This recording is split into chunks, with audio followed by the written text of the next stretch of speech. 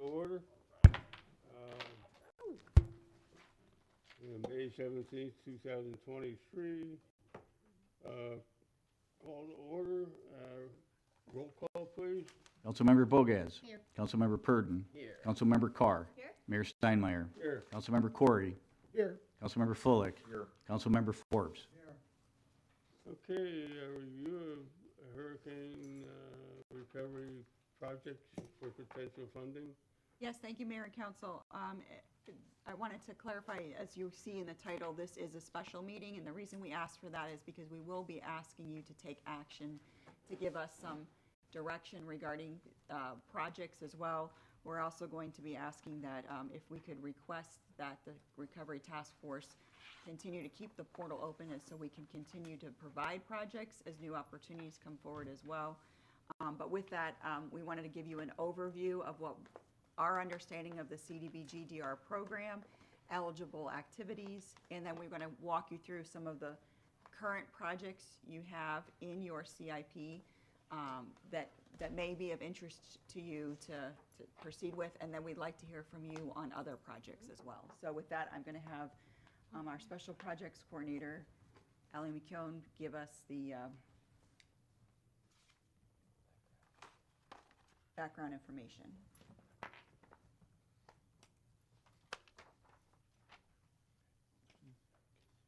Oh, okay. So good morning again. I continue to be Ellie McEwen for the record. So what I want to walk you through, in order to have a good understanding about what CDBG, disaster recovery, is all about, I would want to spend 5 minutes, no more, and just give you some background so you understand what kinds and types of projects that would be eligible for the program. And so I wanted to spend a minute first to just explain what the appropriations law for CDBG-DR means. And it's simply the necessary expenses related to disaster relief. I mean, it's plain and simple. And it also encompasses long-term recovery. It encompasses the restoration of infrastructure, housing, and economic revitalization. And is specifically geared to extreme low income, very low income, and moderate income. And when I talk about those specific categories, it's based on what's called a percentage of the area median income. So for instance, in Bonita Springs, the area median income, what we collectively make is about $75,000 every year. So extreme low income would be 30% of that $75,000. That's a family of 4 or 16 or one person or what? It's a sliding scale. So the more people in your household, the more the income would be. So everybody has to work. Correct. I don't know what happened to my presentation. What happened? It went black. Oh, okay. But somehow it went to the, okay. I apologize.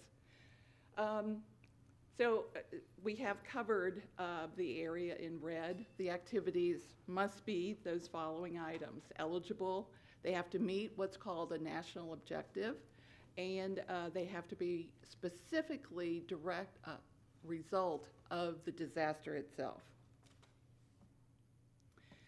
So you'll hear these terms bandied around quite often in the next couple of months. An unmet need versus a project list. And you have to talk about them together, but they are very specific. So an unmet need is something that you don't have right now, but you need. For instance, let's say housing would be an unmet need.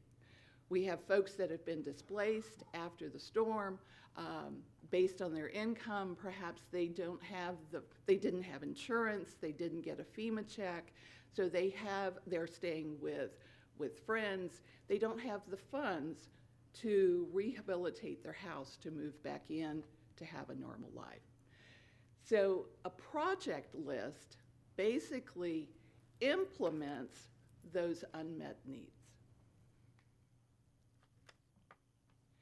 So some examples of unmet needs, like I've said before, housing, infrastructure, economic revitalization. This particular slide will give you, on the left-hand side in red, are the description of unmet needs. The next column is some examples of projects that would implement those unmet needs. And I'm not going to spend a lot of time on this particular slide because it's pretty self-explanatory. This is the process that you're starting today. You're identifying unmet needs and projects. And then from that, the task force will incorporate those unmet needs and projects into what's called an action plan. And this is simply, think of the action plan as a roadmap. The federal government is giving us a significant amount of money, and the action plan tells the community how that money is going to be spent. So I am going to sit down unless you have specific questions, and I'm going to turn it over to Matt, and he is going to walk you through the project discussion portion of it.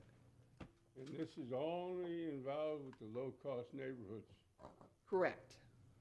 Now, the people on the beach don't have anything from this.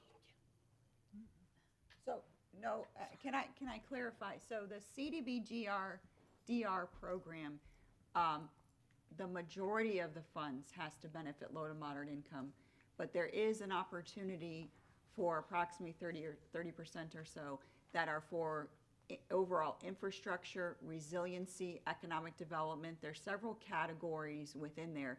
There's also opportunity to leverage funds within the low to moderate income if the project benefits the neighborhood. So that I also understand there's opportunities to appeal to HUD regarding projects. So I think the direction we've been given, and Councilmember Corey, your liaison, has said you should think big at this part in time. We would then continue to pursue what funding can be used in which pot and which location from there. And may I ask a question? Yes, ma'am. Ellie said national directive and specifically asked the reason. What defines national directive? It's national objectives. Oh, The CDBG-DR program has 3 specific areas that you have to meet in order to qualify for the CDBG funding. And that is the elimination of slum and blight, urgent need, which is you have to have had a major disaster. And then the third one is projects that specifically target low and moderate income folks.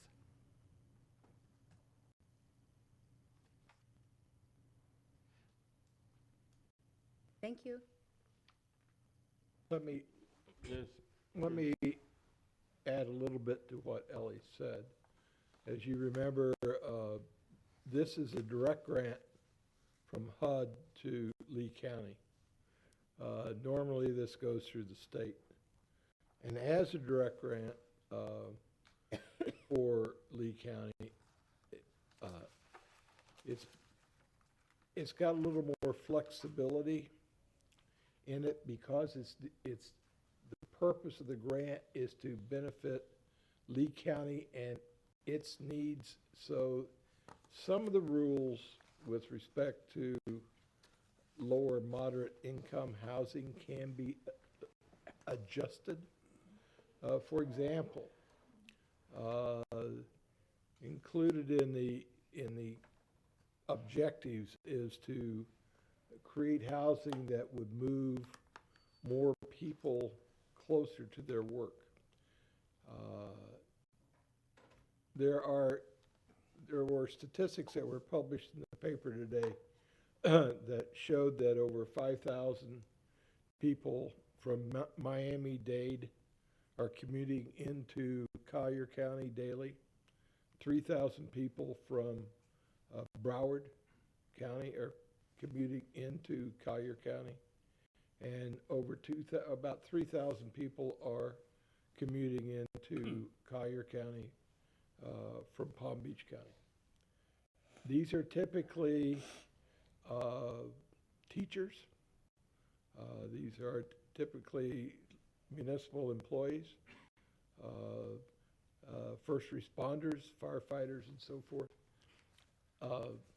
And one of the goals of the task force is to make sure we are resilient in terms of being able to provide housing to those kinds of people that are really considered key to areas such as our healthcare, our safety, our municipal government operations, and our educational facilities.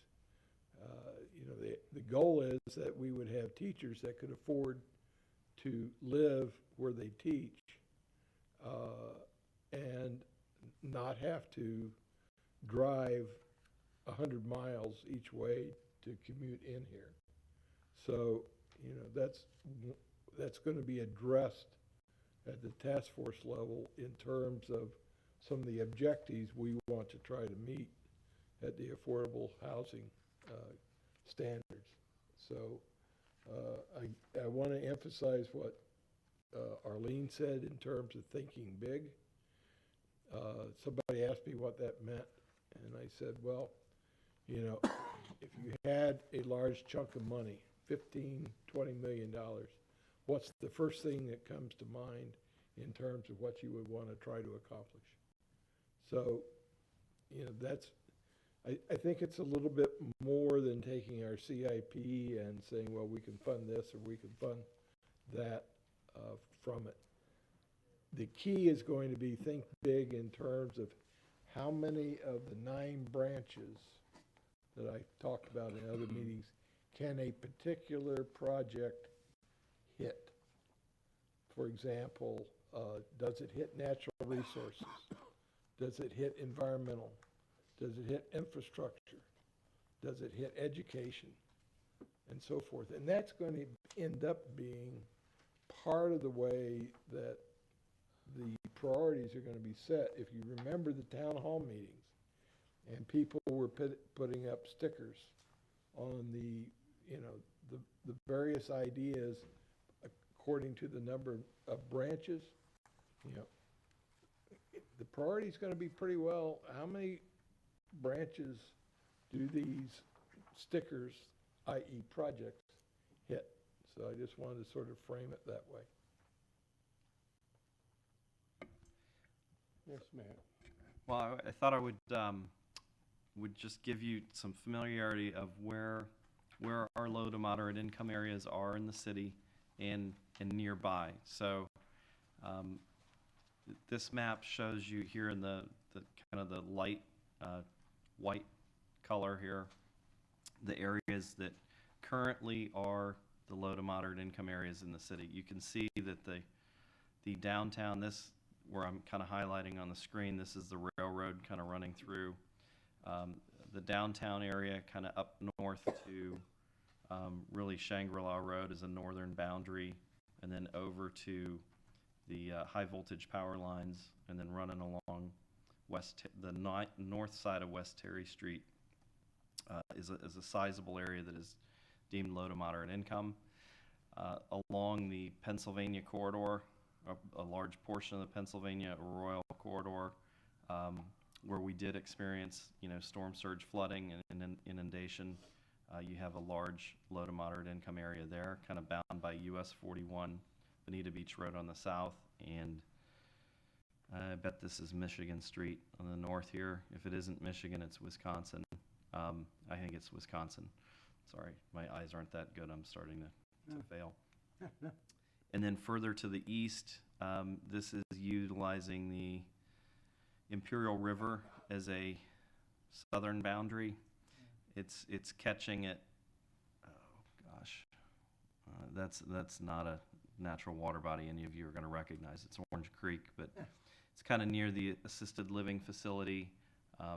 American House is where my cursor is here, and then it comes up and follows East Terry out to Bonita Grand Drive, using the river as its southern boundary. So you can see it spans the interstate. It includes the Pinecrest neighborhood in Imperial Bonita Estates. And then really what's happening in the far eastern part of the city, there is a low to moderate income area that is coming in and out of contact with the city's corporate boundary. So a large portion of this, where my cursor is right now, is within unincorporated Lee County. And then it's hard to pick up, but there's a little dashed black line, where there's an enclosure piece that is within the city. And then ultimately out here, I believe this is conservation lands owned by the Southern Crew Project, South Florida Water Management District. And then one area I wanted to point out as well is, until this recent map, if you were to go behind the 7-Eleven on the north side of Beach Road, I get it. that, and where Matt's showing that, until this most recent map, that was in the census tract of low to moderate income. So if there was individual properties in there, that's very likely, a lot of redevelopment has happened in there, but there is still some properties in there that would likely qualify for the low to moderate income as well. So the purpose in showing you this is to understand with the current configuration where, in our understanding of how these dollars are slated to be spent, a large portion would be readily available to be used in the areas that are enclosed in white.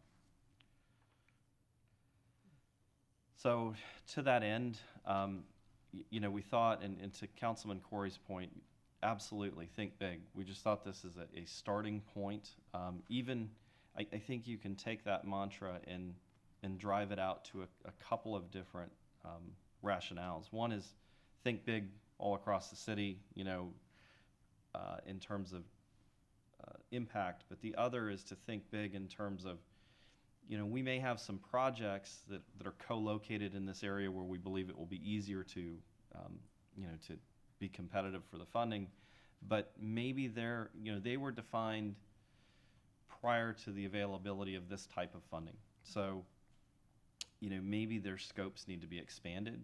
Maybe there's relational scopes that need to grow. Maybe there is opportunity here to take something that we were defining based on our own budgetary constraints and funding availability. So, it was more modestly scaled because of the dollars.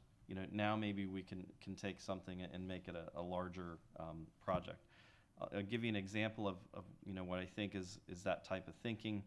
I mentioned at the previous meeting, and this does not sit in our CIP yet, but it was slated for inclusion at a previous workshop, is Pennsylvania Avenue.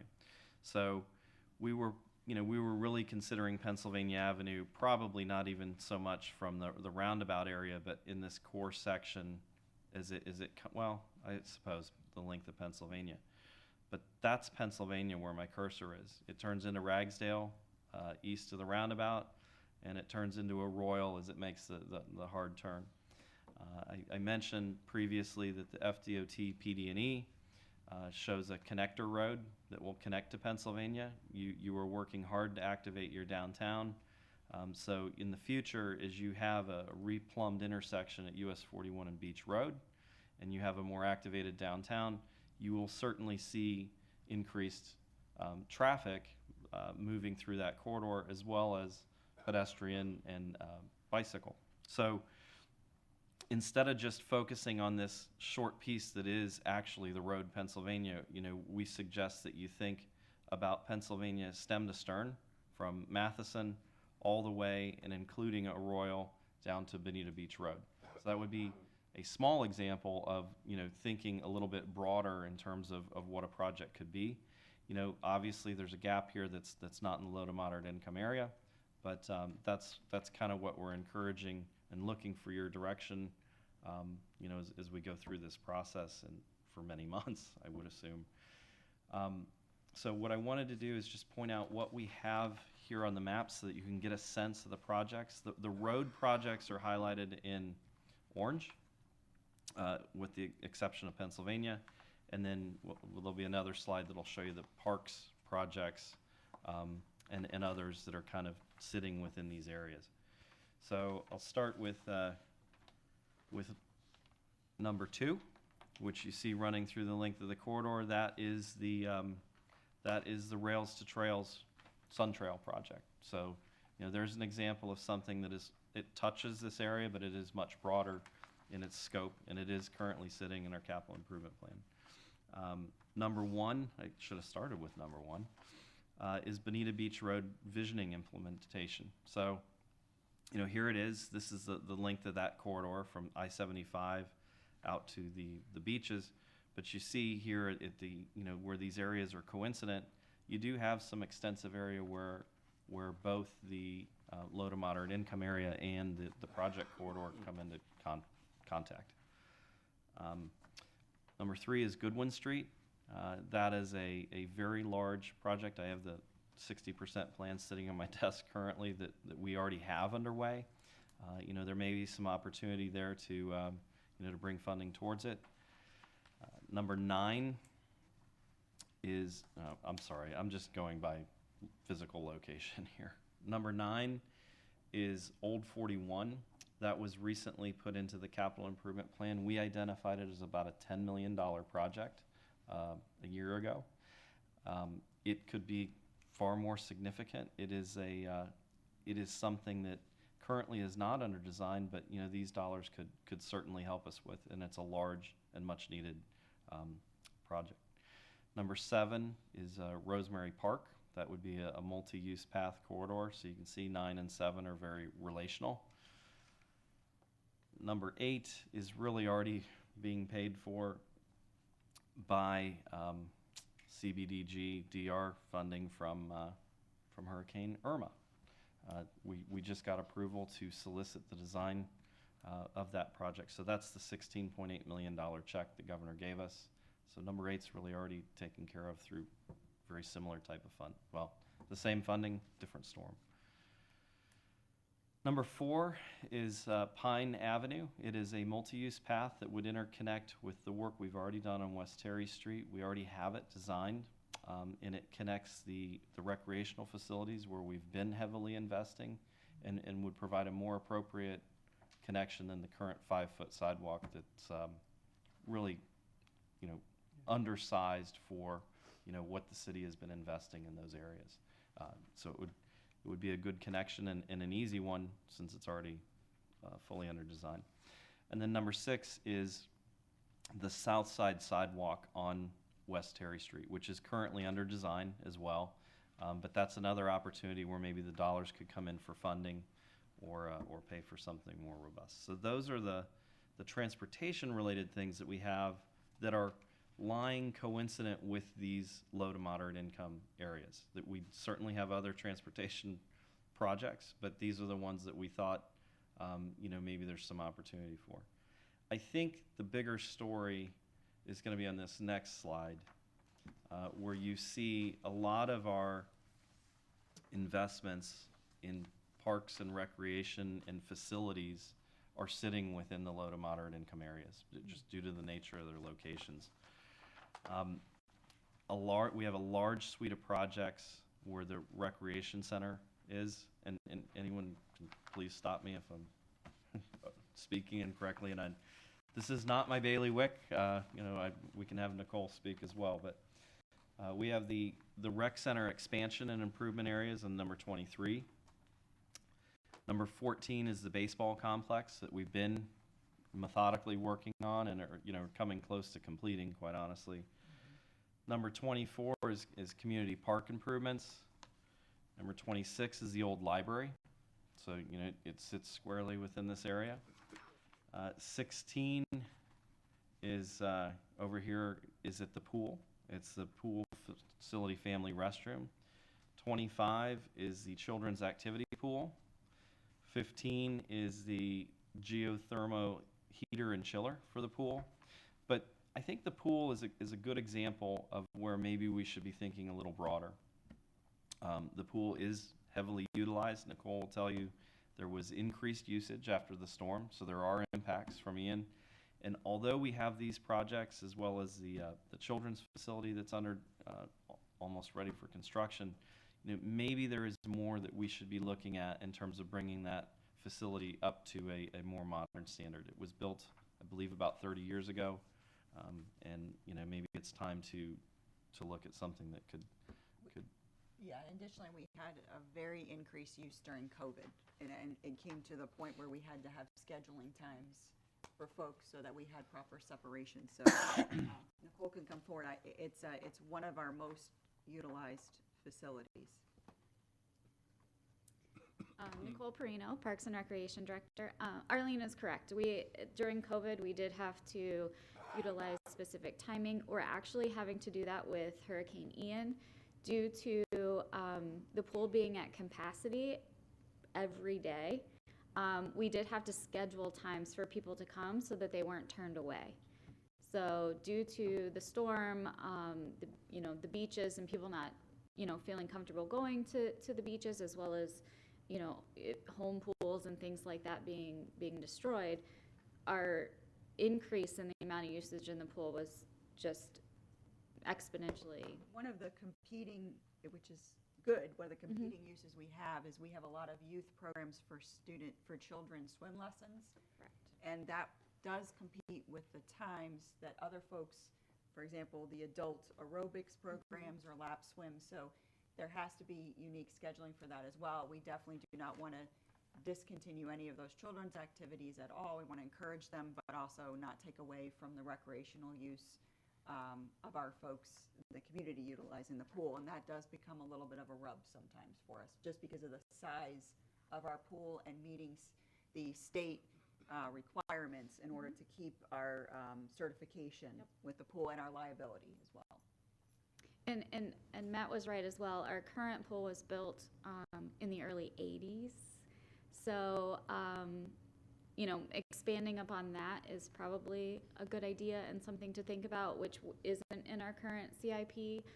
But based on the usage from the hurricane and from COVID and things like that, that's something that we probably should look at, as well as not just the children's activity pool that we have in our current CIP.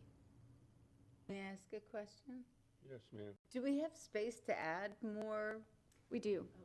Perfect. Great.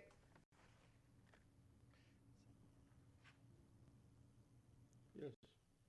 Nicole, well, and this goes maybe to Matt and Arlene, just thinking big, like Chris said, do we have any locations that might be appropriate that are east of Old 41? For a pool? Mhm. Hadn't thought about it. I know, but I'm thinking big.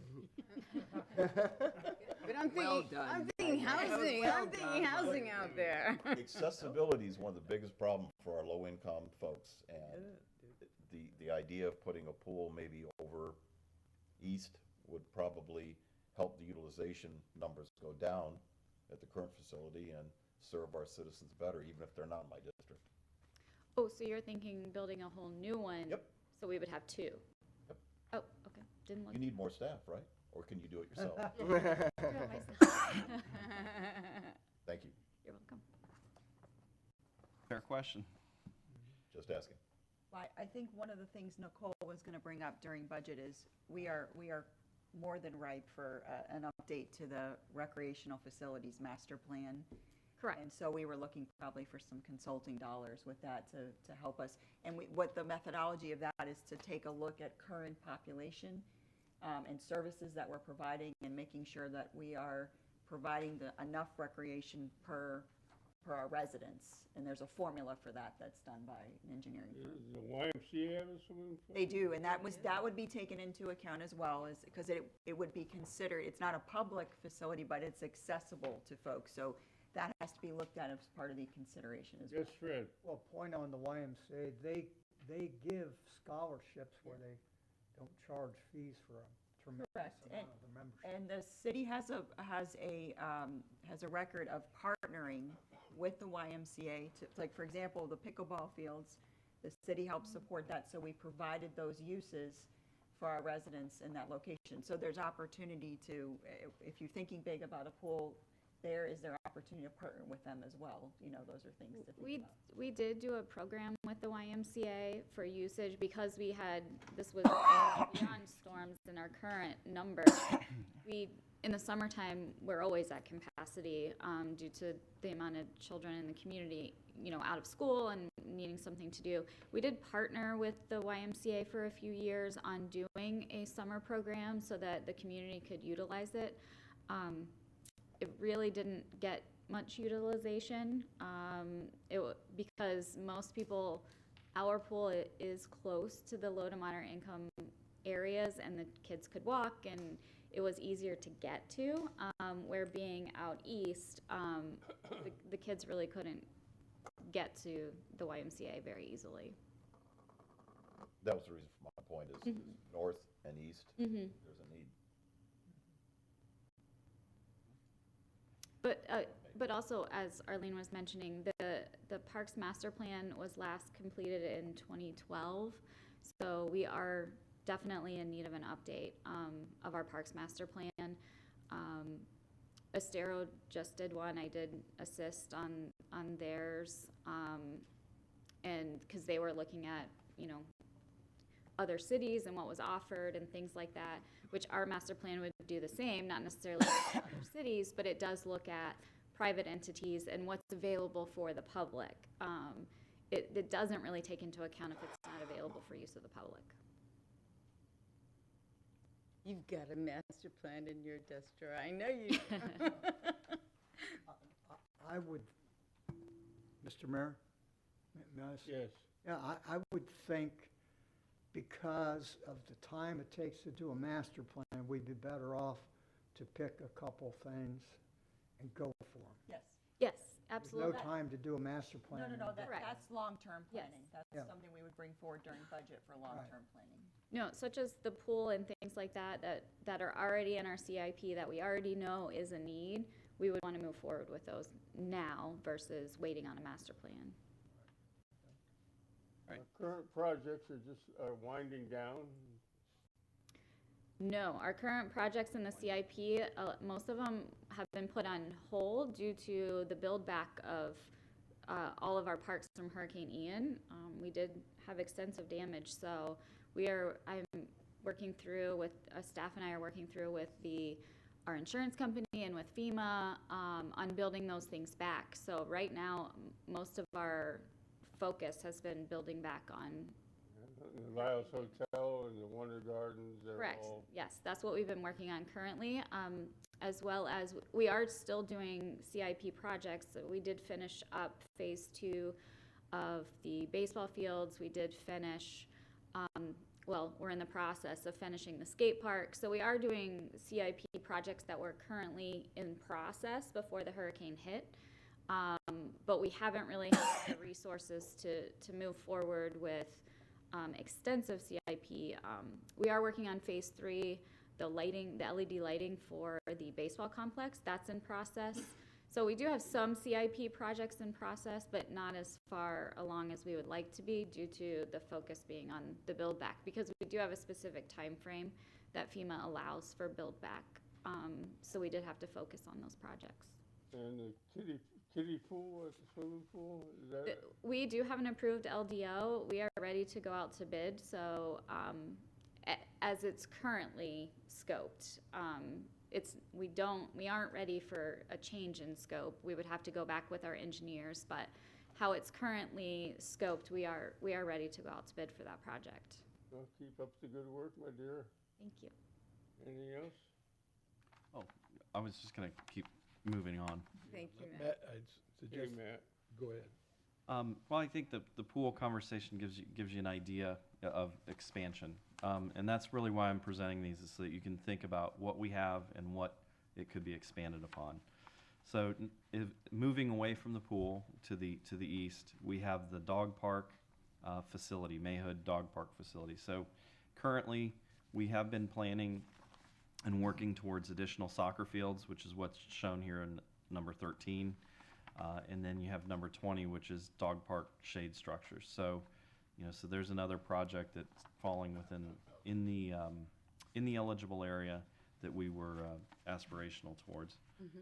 So as we round the corner, we have number 11, which is right on the periphery here, and that is beautification improvements to the US 41 bridge. It's something we talked about a while ago, and trying to open up views to the river and make a more signature statement, as the Imperial River is our one of our main water bodies here. So moving beyond that, now moving into our downtown, we have number 10, which is the Good Bread Grocery, which is right next to the Lyles, and really has been something that doesn't have a final plan or identified by the city yet. We have here at the band shell, we have a couple of things. We have the renovation and updates to the band shell itself, as well as LED lighting to Riverside Park. This area did suffer from storm surge. You can find it on YouTube. So it was impacted by Ian. The downtown area did have water coursing through it, which so anything that we have sitting here is probably something that we should be talking and thinking about in terms of eligibility for projects. Could I ask a question? Could we get the turf in there too, under that umbrella? So we can look as a possibility, as that would probably be considered resiliency, because there's an opportunity to look at the replacement factor of submerged grass. Obviously, if it was a turf, there's an opportunity there. But what we're going to kind of go through is some of these projects, depending on council's prioritization. We'll probably mention some we might want to pull out of this list because, for example, the ball fields, you've come so far, you only have phase 3 left in the CIP. You probably want to bring that to a conclusion and complete that. But if we're looking larger scale at the band shell, there obviously that structure was built in 2005, 2006.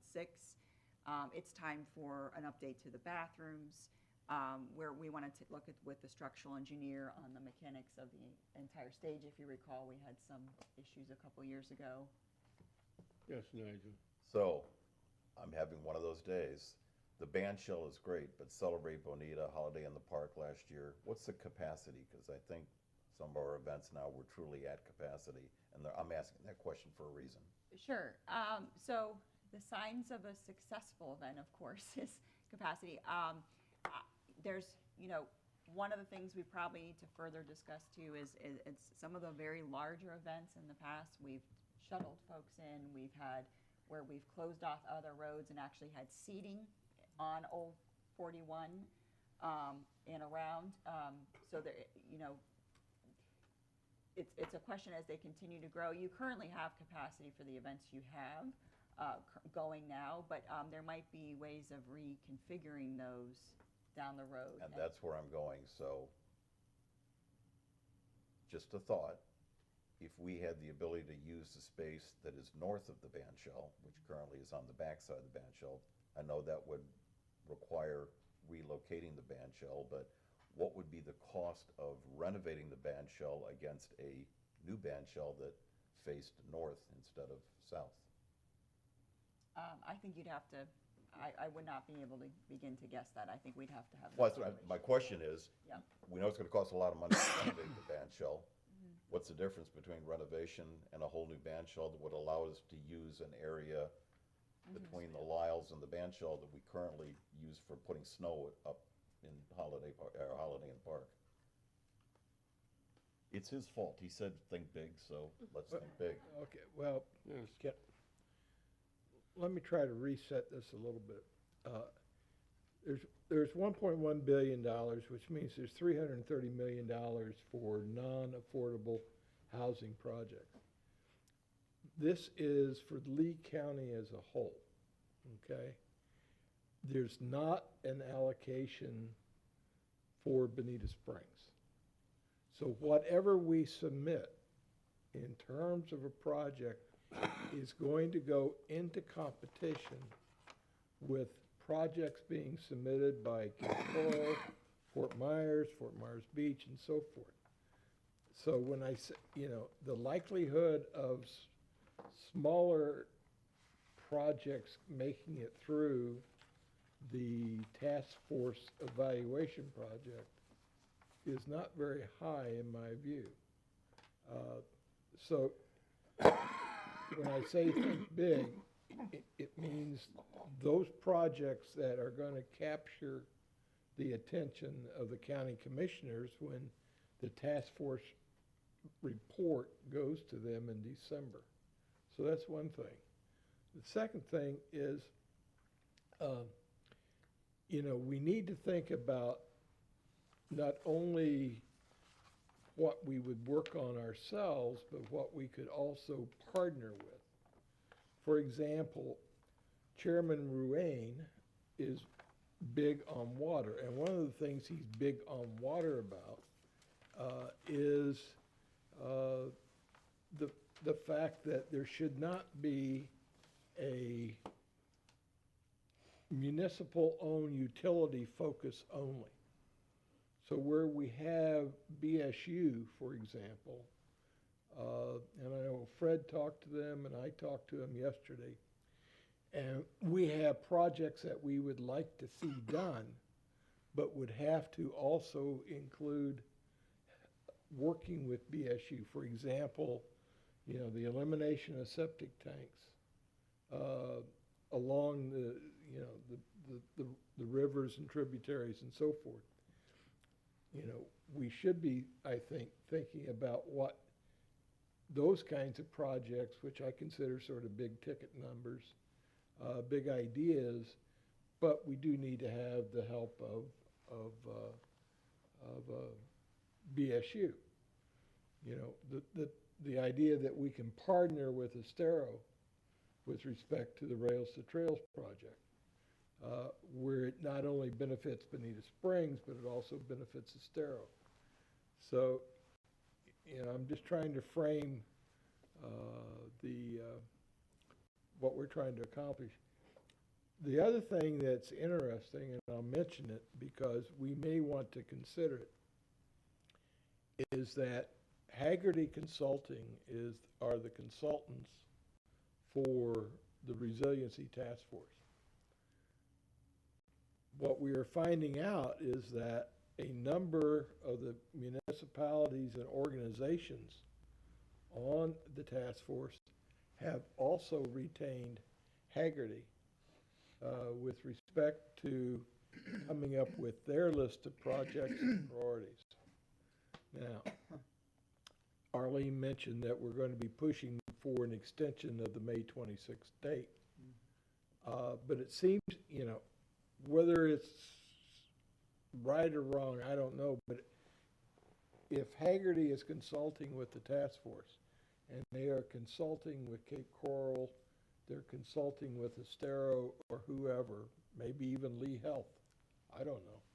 It seems to me that we perhaps need to put out our own RFP to see if there's something that we would want assistance with in pushing these ideas forward.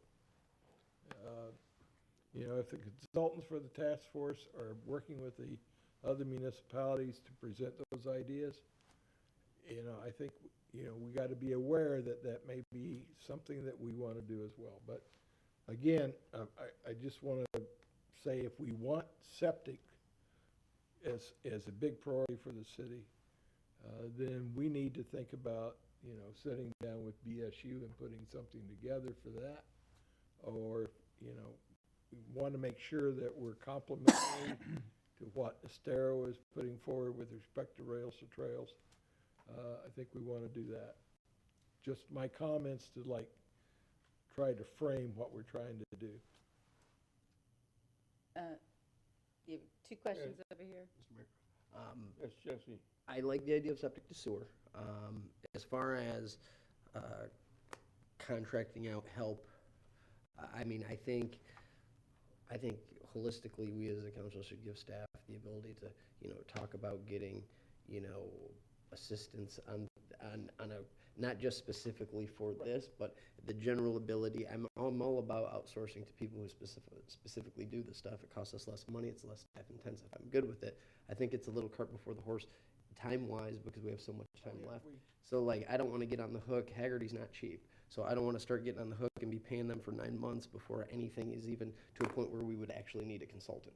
So, I mean, yes, I think consultants are good, and I'm good with us exploring it at some point. I just think at this juncture, for this specific thing, it's a little early. It could be, but, and I'm not saying we need to spend as much money as Estero. Estero's got over a $300,000 contract with Haggerty. But Estero is light staff-wise. They don't have an Ellie like we do. So I don't know that we need as much help as Estero does. But I think it's good to think about as we submit these projects to at least get a reading from Haggerty about, is this thing going to be competitive when we submit it? Mr. Mayor? Actually, I was echoing just what Jesse was going to say. I'd like to know from staff, we've never had a hurricane task force before, and per se, isn't it staff that usually makes the, roundabout, what's close to being done, where we're going, and what's the best use and the most likely use of us getting some money? Well, what I would say is this particular program is very unique. This has not happened before with the CDBG DR. What typically has happened with CDBG DR is the allocation is provided to the state of Florida, and then there's a competitive process that we've participated in, and we've been successful in the CDBG DR. You have that in the Quinn Down Imperial location as well. We've got that program going on. This is a little unique because the money is going directly to Lee County, so Lee County has to provide a public out piece to this, which is incessant, which is the Resiliency Task Force. The Lee County Commission has designated the task force as that agency advisory board. The typical program that we're very accustomed to is the HMGP program, which there is a mechanism set up by Lee County, which we adopt by resolution each year to participate in the staff task force, and that's what you're referring to, Councilmember Carr, is each year there's an update to that list. Those are eligible programs for the HMGP DR program. And the staffs of each municipality, each of the utilities, each of the fire districts, we meet and discuss exactly what you're saying, the merits of the project. Does it meet the criteria? At what level the project is in development? Is it designed? Is it ready to, shelf plans ready? And then those are ranked by the jurisdiction. So that process is still going on, and that's the update we did a little bit earlier. So we're continuing that process. This is very different in the fact that the 1.1 billion was a direct allocation to the commission, which typically in the past it's been through the state. Yes, Fred? Yeah, having sat in on at least 2 meetings now, I would say, first of all, Bonita is going to get money, but it's probably not going to get as much as we'd like to get for a couple reasons.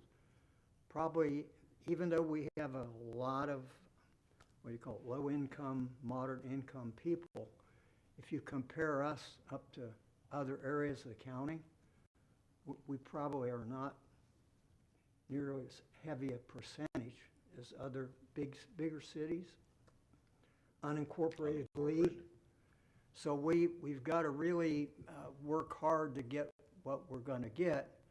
I think we can do it. I think we ought to think big. I think there's no harm in putting in a lot of proposals because you're only gonna get so much. But I think giving people an opportunity to look at different things, like I think we have an area that I think is a down, it pulls the whole city down, and that's these trailer courts that have been here for years that are on Bonita Beach Road or visible that look like, because there's no money there.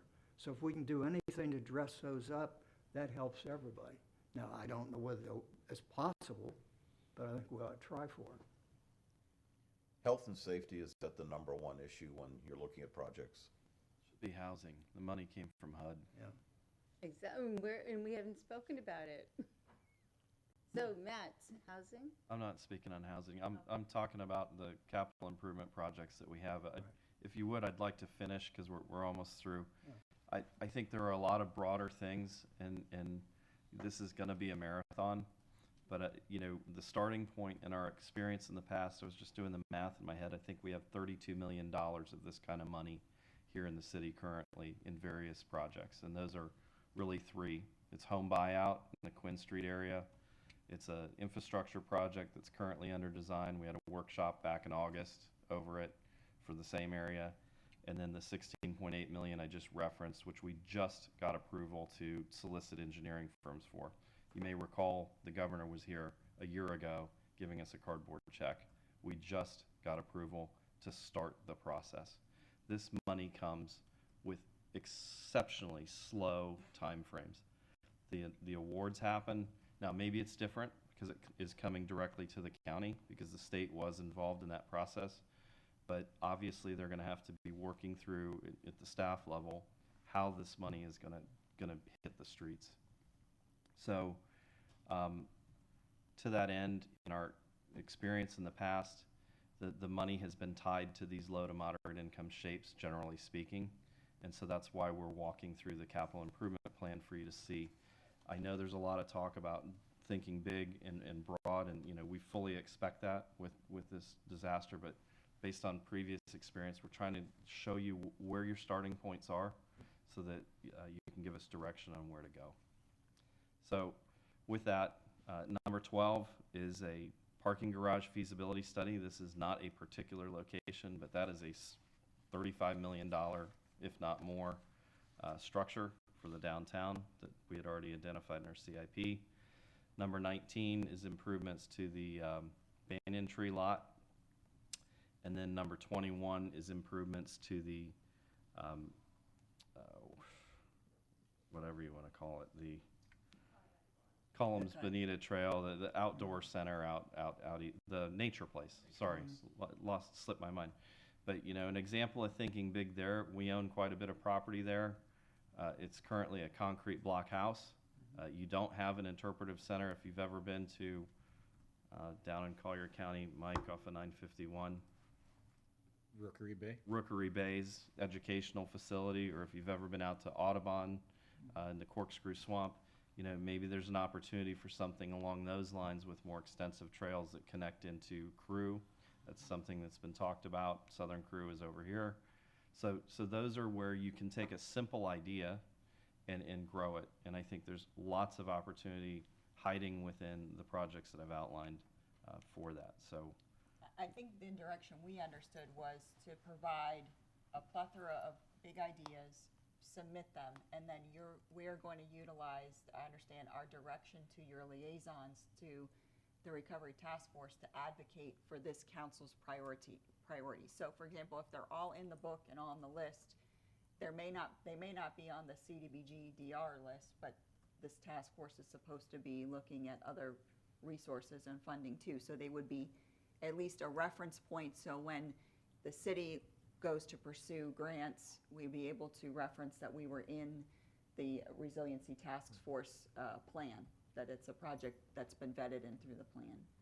I would point out that in conversations with Estero, one of the benefits they found of retaining Haggerty was that Haggerty is also going to tell them where other sources of money are for some of these projects other than with the $310 million available through the HUD grant.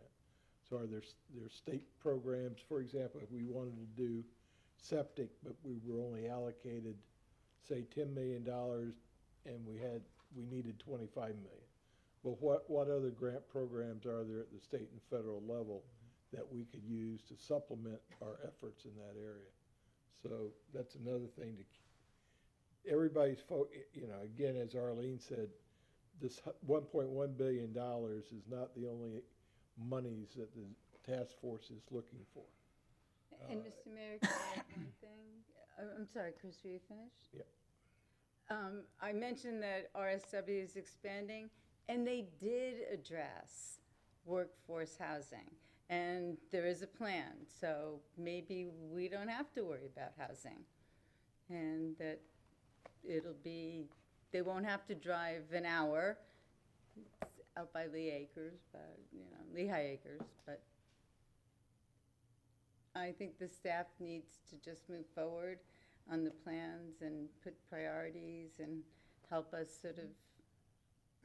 Well, I think that's the conclusion of our presentation. I think now we'd like to hear from you if you're comfortable with the projects we've provided. If you'd like to pull some of them back off the project list, we're thinking that, for example, like the ball fields, we wouldn't necessarily recommend we put that in there. I don't know what the ability is going to be to amend these down the road as we put them in, but I understood as if they're in there and we move forward another process, then we don't stop any of the other processes we have going now. That would be our recommendation. We don't stop moving forward with our CIP, but it's an opportunity to see if any of those funding is available. Yes, Fred? Number one, they've said that you can amend any of these proposals. So that both the dollar amount and the scope can go in and out. I would like to see, at least in what we've talked about here, I mentioned it to Matt, but I think maybe pick one or two areas that can be done where it's a private road that we can take it over and fix it. Not all of them. There's some of them you couldn't do it if you put a gun to your head, but some of them you could. Maybe look at one or two and just write them up. Doesn't mean we're going to get the money, but at least to be in there anyway. Are you suggesting beyond the CIP, you're suggesting? For a proposal, yeah. I think we would need, we. Probably need to have a conversation about that. Well, I think that would have to work through the city attorney. Because these are lower, that's low income, most of them. Well, there's a lot of conditions around taking over roads, and I think maybe Matt and Fred ought to talk about that. Yeah, we've talked about Are we prioritizing these? I think we're looking for your thoughts on growth, or is there something in here that could be expanded upon, or framed in a different light? Do you want them all in?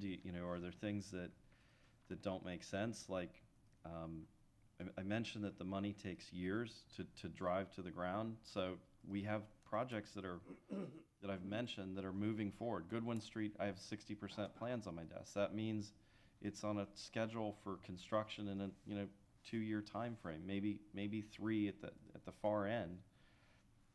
And you're talking about dollars that maybe can't be harnessed that far out. However, we're very early in the process, and maybe they can be used for construction. So some guidance on things that you're not interested in, some guidance on broader ideas we didn't talk about. Someone asked me about housing.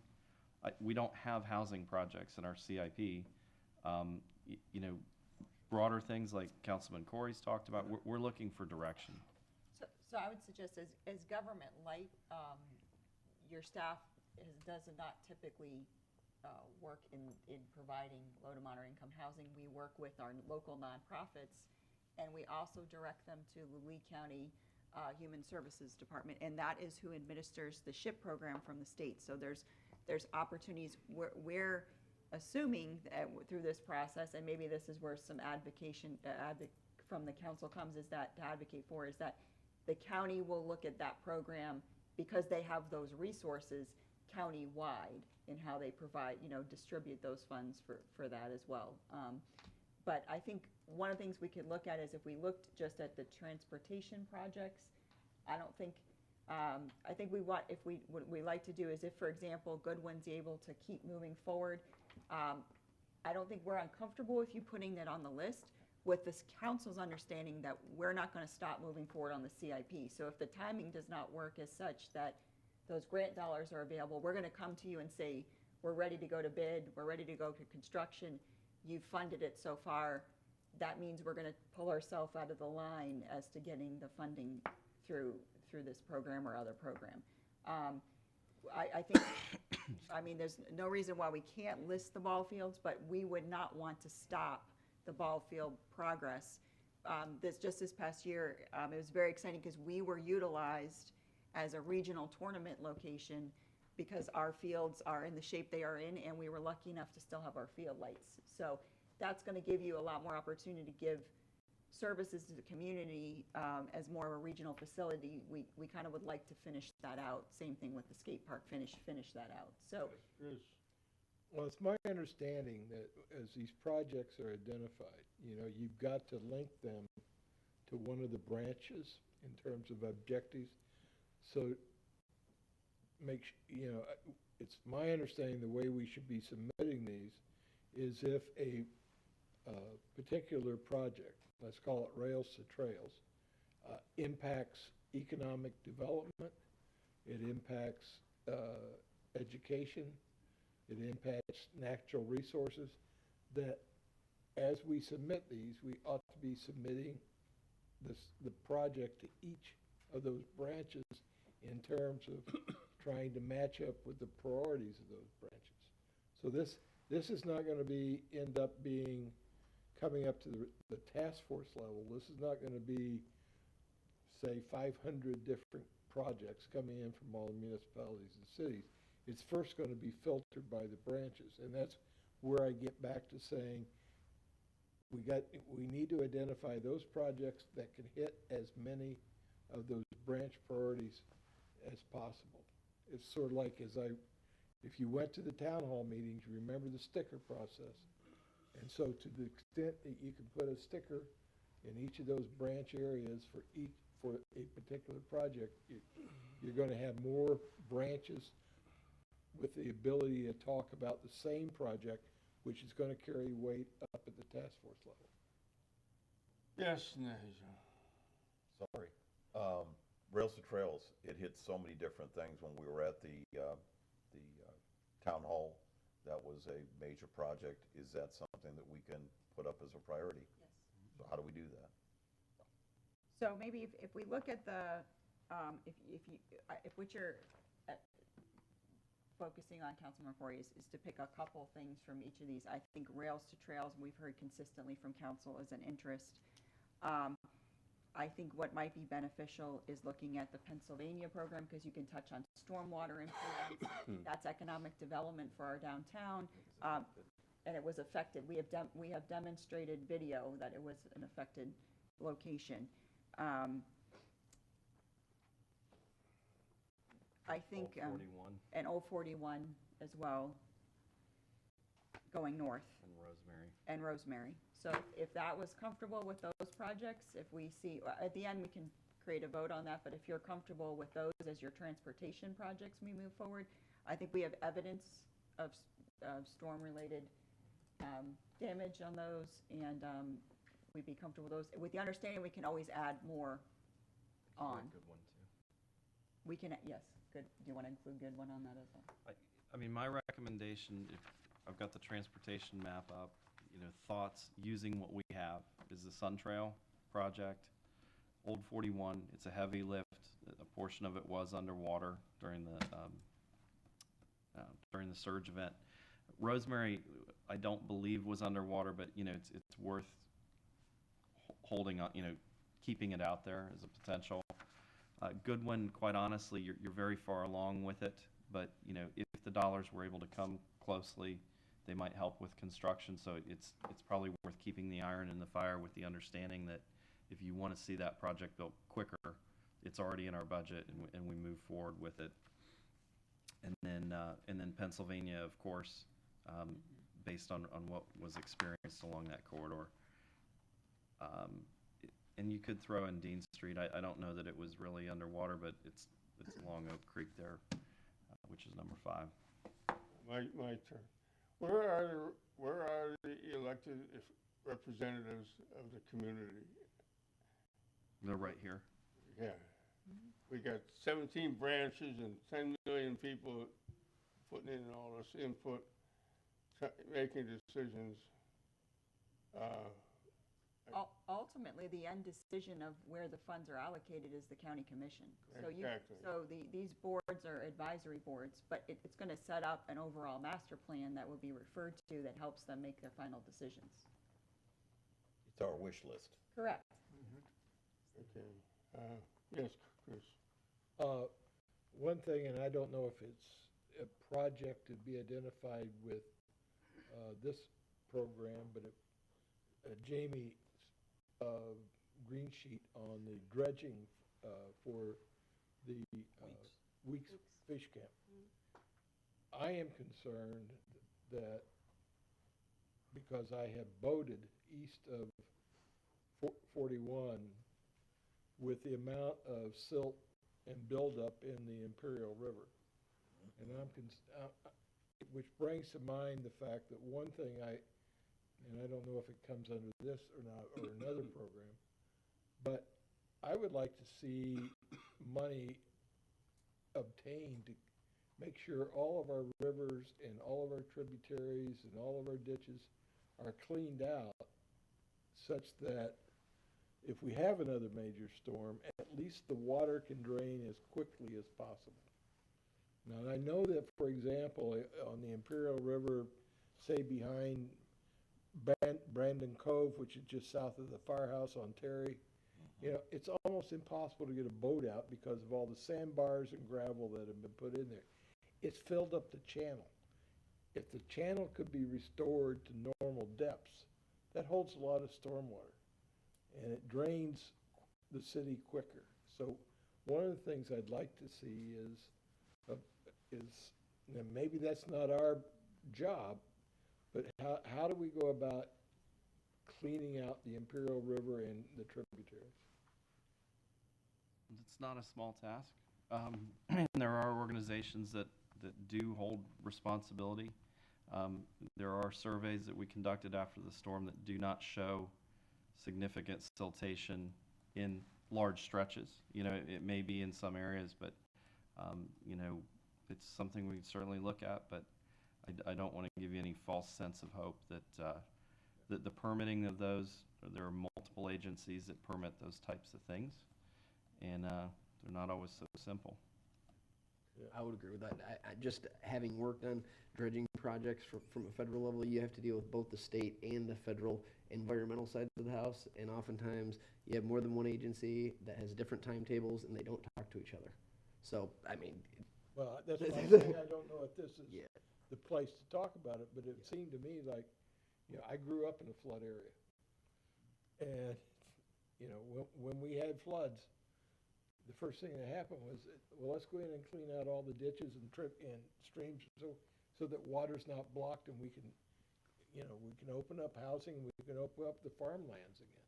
So it seems to me if you got a flooding problem, the first thing you want to figure out is you need to clean up your drains. So, whatever. Okay, city manager, can we round this up? Yeah, I didn't mention fine. Hi.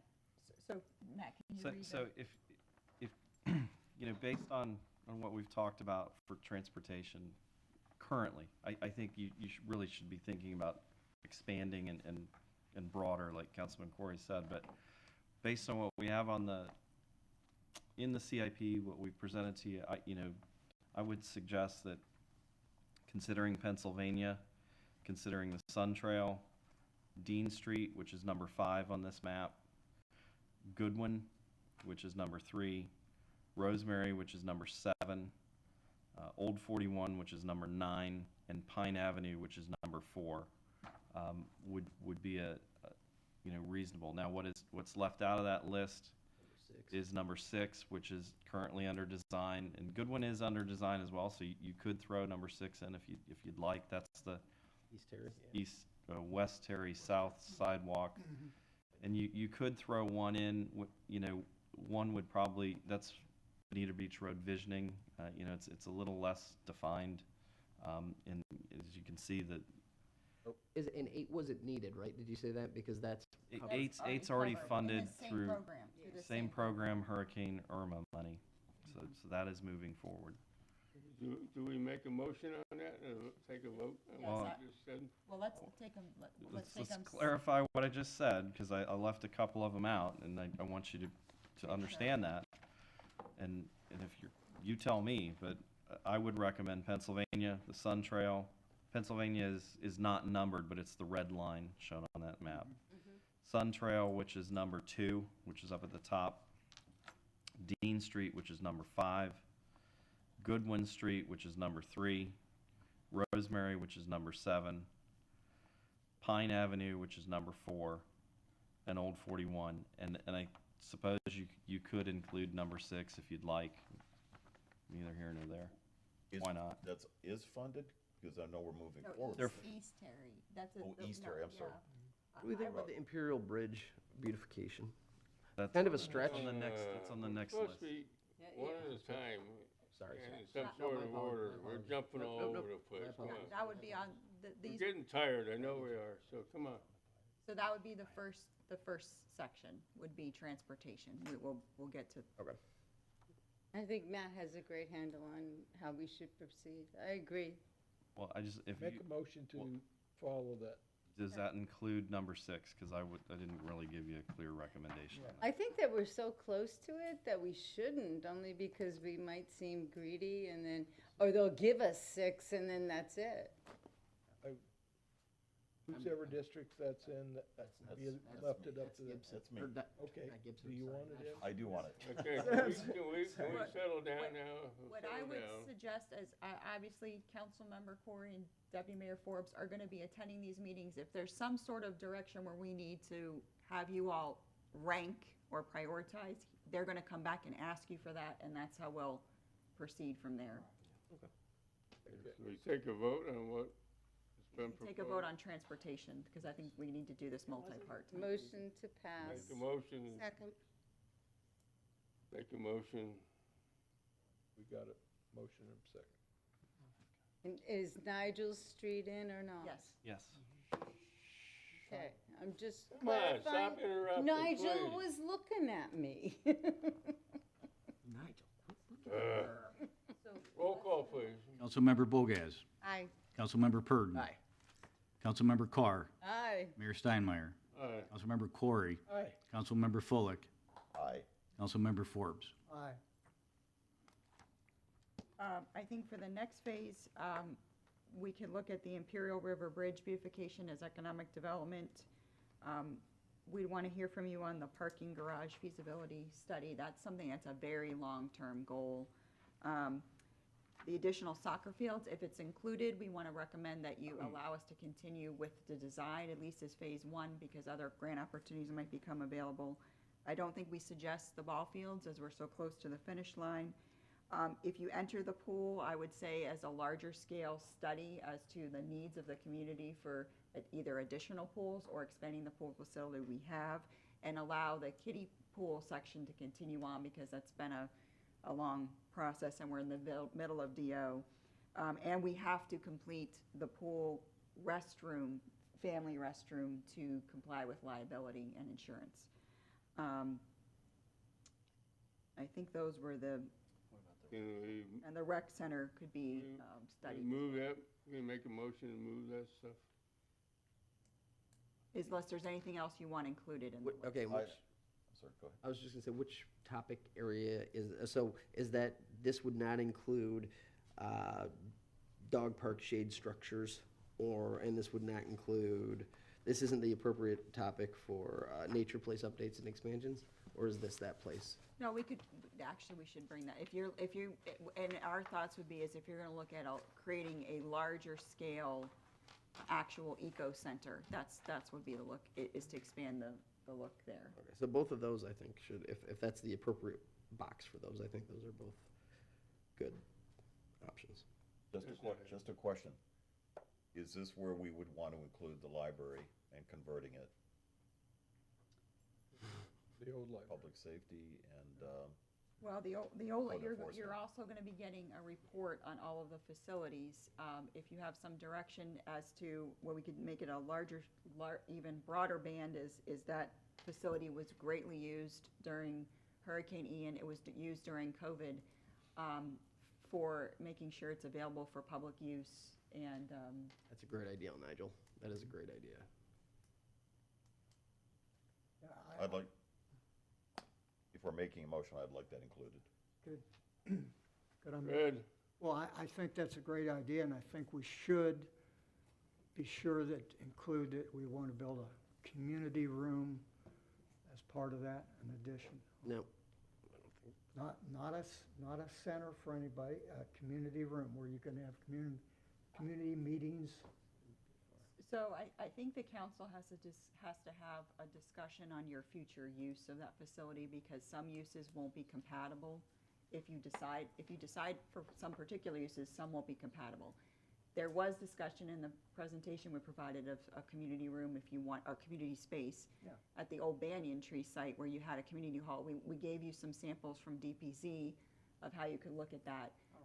But with the, having rental space or communities space mixed in, for example, if the council chose to use the old library for code enforcement and public safety, it may not be compatible to have a community room in that same location for security reasons, for their operations, and also timing, unlocking doors, access to the locations in the building.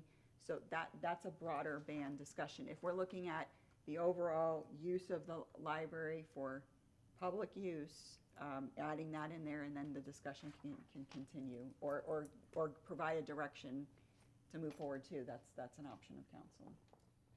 But that would be for a further discussion, Further Correct. future discussion. right now it's just in the bucket. That's Let's put it in there, please. Okay. The recs, okay, so.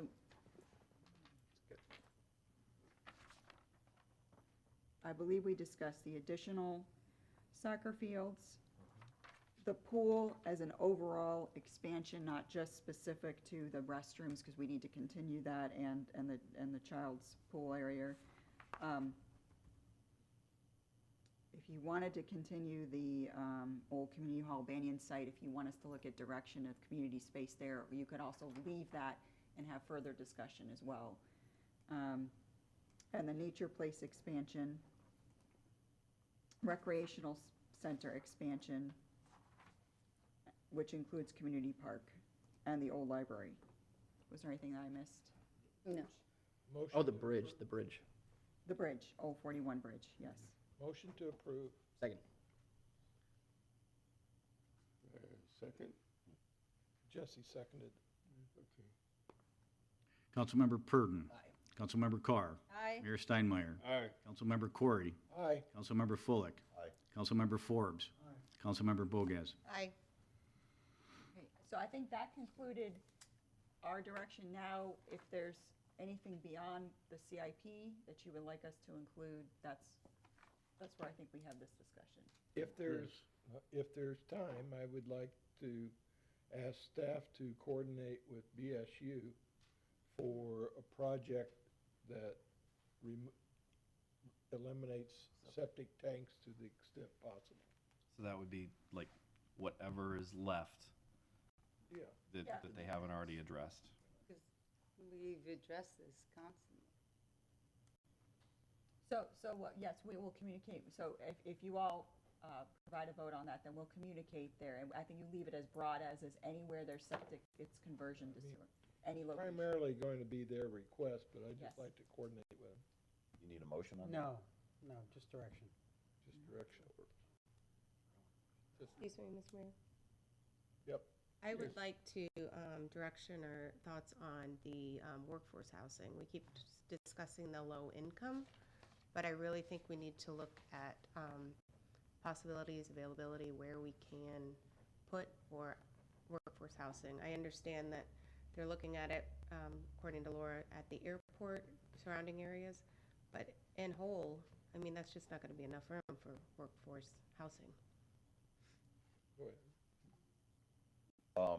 I didn't want to tie up staff with all the things we've had going, and I appreciate you calling it workforce and not low-income housing. There are several cities in the country that have some great workforce housing projects that are similar to Bonita and like us, and I'd like to bring that up maybe at a future workshop. It's like anything else, why reinvent the wheel? I'd like to bring those proposals to us as a council and take a look at them and do some research on it, but it's workforce housing, not affordable housing. That's Fred. Well, I think we need to make some discussion of it today because we have an opportunity to get some money for workforce housing out of the, if we make it for the low to moderate income workforce. It's a grant that we can put in for. I think we should do it. If I may. But I think we should control where it goes, and that means the city's got to be in charge and control the money. I hate to say it that way. City Attorney? Well, I just want to, I want to emphasize that the last session passed the Live Local Act, championed by Senate President Kathleen Passidomo, which is likely to significantly shift affordable housing. Actually, it's workforce because it's up to 120% of the average median income. And what that basically does, and there's going to be some obligations on the city, but the basic obligation is that cities and counties will have to look at their vacant property and propose offering them up for workforce housing. All commercial properties zoned within a city and mixed use can automatically, without additional rezonings or changes, be converted to workforce housing, provided that they meet that 120% AMI and the property is available for up to 30 years. There are additional tax incentives. It's over a 100-page bill. Right now, the league, other groups are all trying to figure out what it means. And there'll be some requirements that community development will have to look at. So I would probably start to continue to gather information, but understand that there's going to be implementation of that program, which is designed to sort of automatically free up a lot of property. And so from what I understand, what it looks like, it's going to make vacant commercial property is probably going to be the first thing that's going to be up for utilization. And there are increases in density that can be automatic up to the highest allowed within the jurisdiction.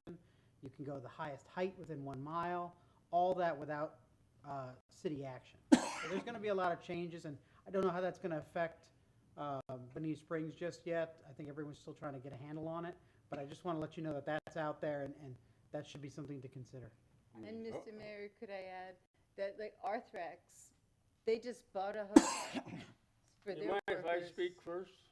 Can I speak? I don't know. So much for home rule then, is what you're saying? That this other government's gonna overrule whatever we That's right. have set in place. Correct. As far as our zoning and so we might as well just pack up and leave town. Okay. Okay. Okay, yes, Jesse, I guess you're next, I'm sorry. No, sir. Thank you. Just 2 projects, and I think it would be nice if we could have staff talk to FPL, and these are just 2 that I've thought about for a while. And their infrastructure, their hardening, and their safety issues. So looking at the potential cost to go underground west of 41 on the beach area, because there's only one way on, one way off. In the event of a storm, if the electrical lines are across the road, we're in a potentially bad spot there. And from a scenic standpoint, you saw what it did when we did it downtown. Imagine what it could do right down there in West 41. I'm sorry, Beach Road. I'm sorry, not 41, Beach Road is what I'm talking about. And then also the small strip of electrical on that's currently over Murney Fields, which is right off 75, the soccer fields. So the issue with that the only reason we've never been able to put bleachers or they haven't had be able to have bathrooms or concession stand there is because of the electrical lines. So if the electrical lines were underground, and it's not a huge area, that could open up that property significantly. So what the cost would look like, I think those discussions are, just to know the price point on both of those would be a good conversation to have with FPL. So, yeah. And then these both, I mean, these more than qualify, assuming they were projects, but I think it's something that we should at least be able to get a price point on. I just have one suggestion for the BSU and for the workforce housing. One of the other requests that the task force had was for community planning. Those would probably be very beneficial for community to have, because of, and it would be, we were going to suggest during the updates to the comprehensive plan, working with Dr. Banyan, that we look about how we're going to implement the new legislation as well. But having a study done on what makes sense on our commercial locations, what's walkable, do we have infrastructure to those? Those are some things you could look at as part of the study. And also a study could be to work with BSU to implement where it's appropriate to bring. From there, projects could then be developed if you had the studies done. We could add those to that list. I'll make a motion to approve that. Thank you. Second. That's okay, Jamie. And then, oh, go ahead. No. Yeah, the band shows. I know you talked about the band shell, but we didn't include it in that parks list, if you wanted to Add it now. Yeah, Oh, add it. add yeah. that or not. agreed. Thank you. Yes. I make a motion to add the band shell. Second.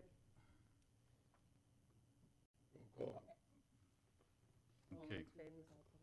Yeah, we can do it that way. Councilmember Carr, Aye. Mayor Steinmeier, All right, Councilmember Corey, Aye. Councilmember Fullick, Aye. Councilmember Forbes, Councilmember Bogaz, Aye. Councilmember Purdon. And I clarified that included before the infrastructure of undergrounding the 2 electric. That's a project as well. And then we're going to look for the workforce housing and BSU as community planning projects. Okay. yes, Fred. Well, in my discussion with BSU yesterday, there was one other thing that we ought to also support, and that is some way where they can go around, if we know a storm like Ian is coming, that they can go around and pull the motors and the controls and all that off their lift stations and get it to safety so that that stuff doesn't go underwater or get damaged by surge. And then they can bring it out in 2 or 3 days whenever the water's down, clean up the thing a little bit and have it back in order, as opposed to having the whole lift station down for weeks and weeks while they get new parts. That should be pursued. There's lift stations all through the city, especially out on Little Hickory Island. One thing maybe we could suggest is, if we're advocating for the portal to stay open longer for the projects, could we have an opportunity to get with BSU, and if they have something they'd like us to help support them with, we could bring that back to the council to actually give us formal direction on. They were talking about it yesterday. Yeah, it's our franchise. Yeah. So it's, we want to make sure that we're supporting them and trying to upgrade services and resiliency in Bonita Springs.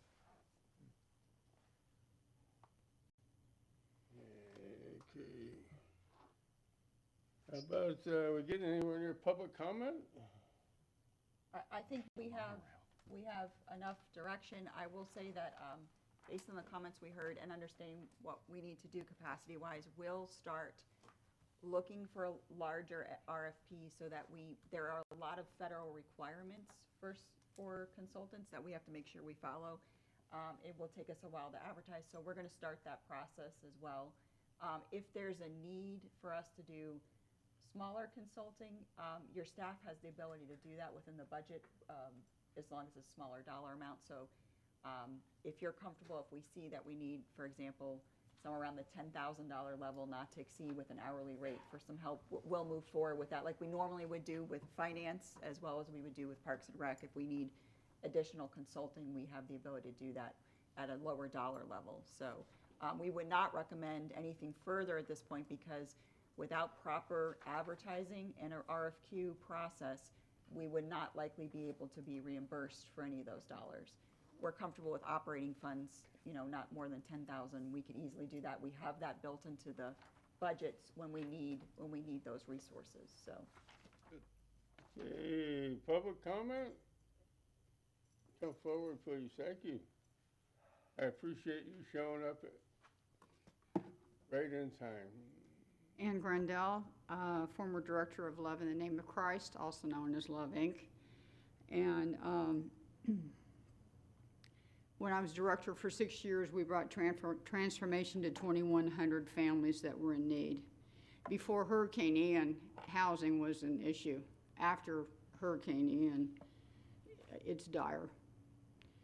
We've had to counsel families, workforce families, teachers, first responders who are calling for assistance in order to just survive and get housing, is we've had to talk to some of them about leaving the area. And we don't want to do that, but they say, find me a house. And it isn't just 1 or 10 or a dozen, it's hundreds of families. So, and we've been assisting them in relocating, but we all know this is an issue. We've been talking about it for years, and thank God that we have 1.1 billion money that is coming from federal government to Lee County. It's an absolute miracle. But with my past real estate development experience in Texas, I've always been on the lookout here for properties because we need housing. We've always needed housing. Unfortunately, rental housing, we don't need for sale product. We need rental housing primarily. So with the VRBOs, with the units that were wiped out because of the hurricane, with the seasonal influx, people moving to sunny South Florida after COVID, there's just nothing out there. So based on Bonita's government light position, it pushes social services out to the faith-based and the agencies who frankly are overwhelmed with the families in need. And it's all spectrums. It's not just the low income. It's across the whole spectrum. We have no options. Before COVID, and when Love Inc. started in 2009, there were no subsidized housing in South Lee County. Nothing. Up in Fort Myers and Cape Coral and Lehigh, they have a lot, and that's where the government seat is, and the funds usually go out there. And we're in gated communities and we all pay our taxes, so where is our assistance down here? So as a suggestion, with Resilient Lee funds, it's given us a ray of life, and I would really like the city council and staff to consider finding a way that we can work together to purchase land for affordable housing. Now, the first thing y'all may be thinking of, oh my gosh, we don't want to load anything more on the staff. I get that. So I'm proposing a solution. When I've met with the government officials or private people who are interested in solving the problem, they'll say, what is the prototype? And I said, the prototype, Pueblo Bonito. Not because of who lives there, but because of my real estate background. It's below market rents. It's maintained pristine. It's been there 15 years, and if you drive through there, you wouldn't realize that it is as old as it is. It has activity community center for the kids. They have 150 people on the waiting list, and if their tenants don't live up to the rules, they're out, and they put another family in. So what you can do through this is Pueblo Bonito is managed by, it's owned by Partnership in Housing, who I'm sure some of you are familiar with, and they hired National Development Corporation, which is based on the east coast of the United States. They have built over 20,000 affordable rental units across the United States. They have a property management arm, and so all we would ask the city to consider is if you could put an application in to help us buy land. Maybe we can buy all those mobile homes that are on the north side of Bonita Beach Road, or the mobile homes that got washed out that are in Imperial Shores back in there. Am I done? Can you give her more time, please? I've got 30 seconds. So I'm just asking you to consider this because we have to work together to solve a problem, and we're willing to do our part. The other thing I wanted to let you know is that in the low to moderate area of Rosemary Park, we will be submitting an application for these funds for 3-bedroom, 2-bath duplexes for a project that, land that is already owned by a nonprofit and it's owned free and clear. So thank God we at least have a little piece of hope. But I would ask you to consider it, and anything we can do as the faith-based or agencies community, we are willing to partner with you to get this done. Thank you very much. Any more public comment? City manager, we ready to go home? I think we have our direction, so thank you. Direction? We're adjourned.